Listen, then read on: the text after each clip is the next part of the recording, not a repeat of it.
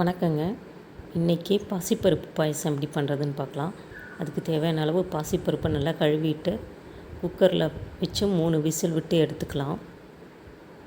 அப்புறம் இதில் நான் 1 கப்புக்கு 3/4 கப்பு வெல்லம் எடுத்து வச்சுருக்கேன்.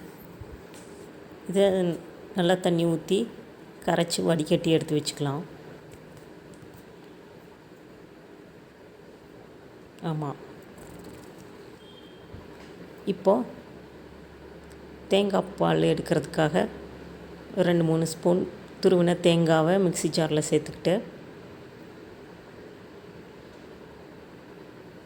மிக்ஸியில் அடித்து நல்லா தேங்காய் பால் எடுத்து வச்சுக்கலாம்.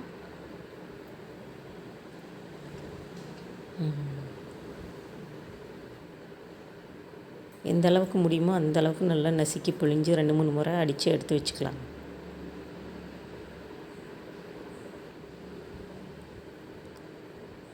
இப்போ பாருங்கள், குக்கரை ஓப்பன் பண்ணி பார்க்கலாம் எப்படி வந்திருக்குன்னு. பாருங்கள், நம்ம வச்ச தண்ணி சரியாயிடுச்சு. இப்போ ஒரு மத்து வச்சு அந்த பருப்பை கடைஞ்சி விட்டுக்கலாம்.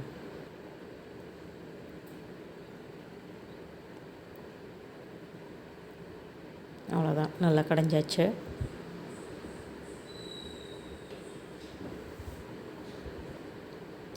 இப்போ நம்ம காய்ச்சி கரைச்சி வச்சுருக்கிற வெள்ளைப்பாகை வேற ஒரு பாத்திரத்தில் வடிகட்டி எடுத்துக்கலாம்.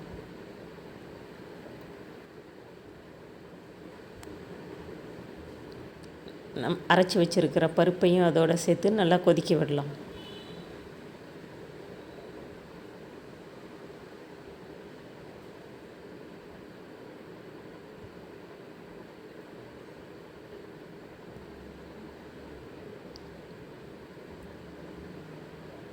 பாருங்கள், பாகோடு சேர்ந்து பருப்பும் நல்லா கொதித்து வரட்டும்.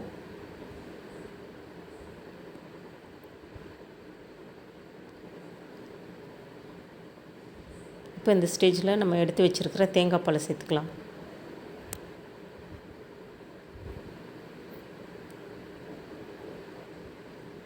சேர்த்து நல்லா கிளறி விட்டுக்கலாம்.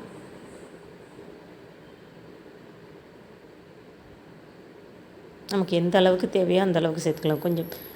கொஞ்சம் தண்ணியாக வேணும்னா தண்ணியாக விட்டுக்கலாம், இல்லை கெட்டியாக வேணும்னா கொஞ்சம் குறைச்சிக்கலாம். இப்போ தேங்காய் பால் ஊற்றினோடனே அதிகம் கொதிக்கக்கூடாது. ஒரு கொதி வந்தோடனே இறக்கிடலாம். இப்போ ஒரு பாத்திரத்தில் நெய் ஊற்றி காய்ஞ்சதுக்கப்புறமா முந்திரியை வறுத்துட்டு பொன்னிறமான உடனே திராட்சையும் சேர்த்துக்கலாம்.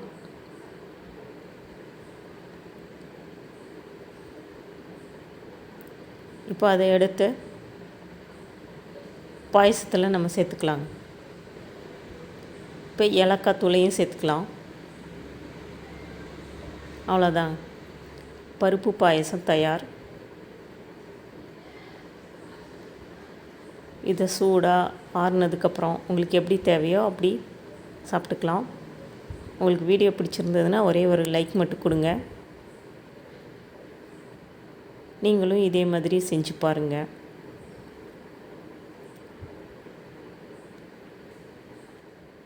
தேங்க்யூ.